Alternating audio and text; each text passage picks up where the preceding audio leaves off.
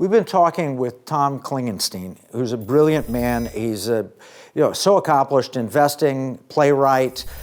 He's got his own website and blog, and he's fighting the war. He's trying to intellectually prepare us to fight a war. I'm going to quote from him. He says, "Winning a war requires two fundamental understandings.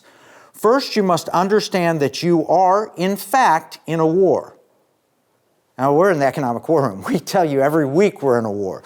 And the war could be with the Chinese communists and their ideology, or it could be with the woke ideology that Tom describes. But second, he says, you must understand your enemy, what it wants, and how it goes about getting what it wants. So he's just described the purpose of the Economic War Room. That's why we exist. Now, the first half is that. The second half of our purpose is to develop strategies to win the war. And these include thought strategies, worldview, rhetoric, and investment strategies. So the big question I want to ask you, how can we win? How do we win this big war? Well, first, I think it's rhetoric. A friend of mine wrote recently that DeSantis is all action and no talk. All action, no talk. And his point was that, yes, it's important to do things, but it's also important to explain and justify things.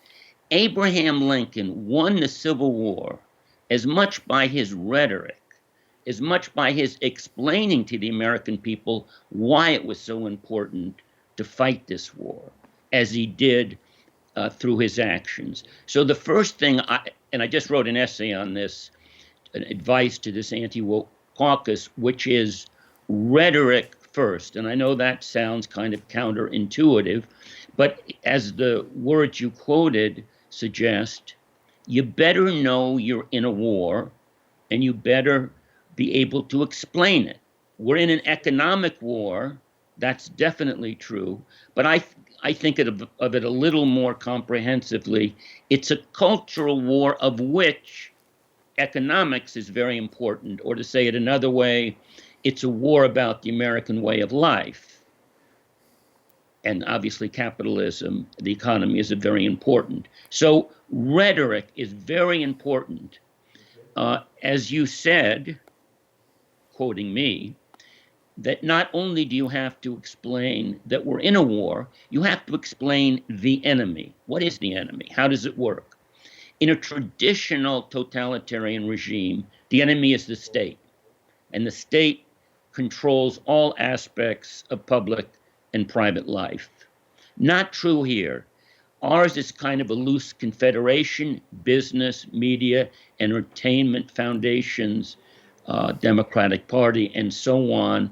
There's no overarching organization. There's a kind of informal, mostly informal, sort of collaboration, which we saw in the riots, for example. So explain what it is, and then how it goes about doing what it wants to do. Now, what it wants to do, as I've said, is group equality of group results. That's its goal. The most important thing that it does to achieve that, I've already said, but it's important to say it over and over again. They have to convince us that we're racist and that there is a white supremacist hiding behind every tree. Again, if they can convince us of that, we will hand them our way of life. And so one of the things our leaders have to do is to defend themselves against this charge. We're not racist. Now, there's no way in the world that we're going to convince the other side, and nobody should try. They should just dismiss it. But I tell you what they can do is stiffen the spines of those on the right.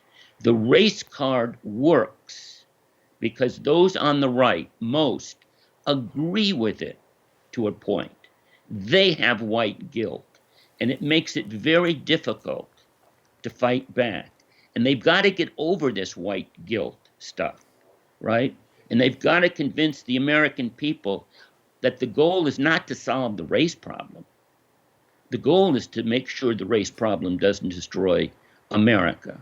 So you know, a lot of it, some of it is courage, some of it is they don't know what to say, some of it is lack of organization. You have to say this with a whole bunch of people, not, you know, one person. But now we get back to leader. You need a leader. Nothing can replace the value of a leader. And so far, though, you know, Governor DeSantis has shown some interest, in fact, in being the anti-woke leader, but he's not there yet, and nobody else is either.